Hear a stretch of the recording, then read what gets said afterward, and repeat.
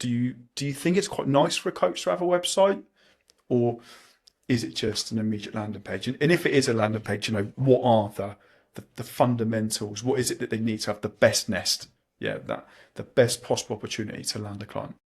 Big question. So I know a lot of people who are making 5 figures a month with zero website, zero landing page, pure social media.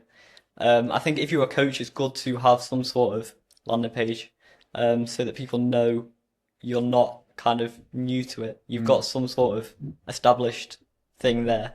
But there's like the 6 page websites where they're like, I got an A star in GCSE business and I did this and I did that. Yeah. No one cares. It literally doesn't matter. And I think the people that are looking at your website already, they're going to have come from social media if you're focusing on that. You've got to intertwine a little bit into your social media, your story. So you share, once a week you go in a post, you say some fun fact about you that's related to the post, and to the value of it. They're going to trust you already. They've already clicked your website. They already think you're an okay person. You're not a scammer. You're not going to like hack their phone or whatever. They're on your website. What do they do now? I think it's really important to have one CTA. What do they do? So do they join a community? Do they book a call?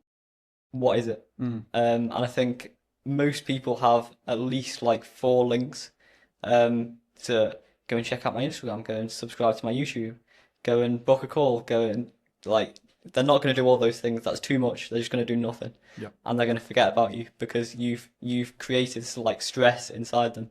Whereas you could create a smooth process that's like, in your post you could even say one CTA at the bottom of a long form.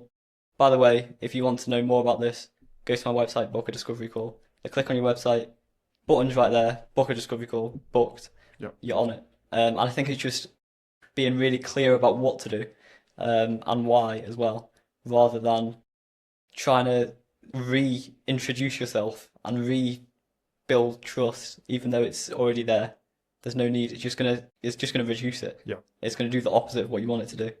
So it's just being clear, basically. Yeah, I agree.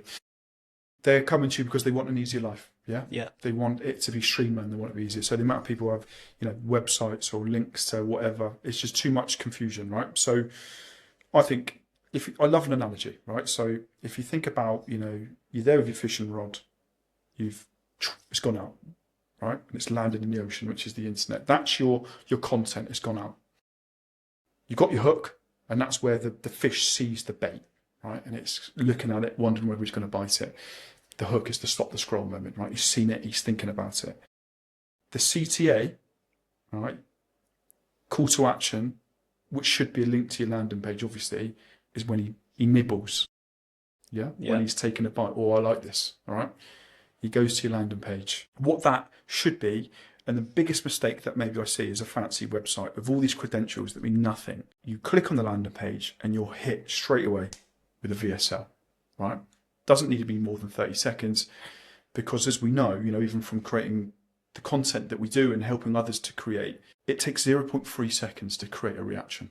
Is a VSL on a landing page or a website, or even using video on your content, is that the greatest way to stop the scroll, to get them to bite? Not just nibble, not just look, to bite.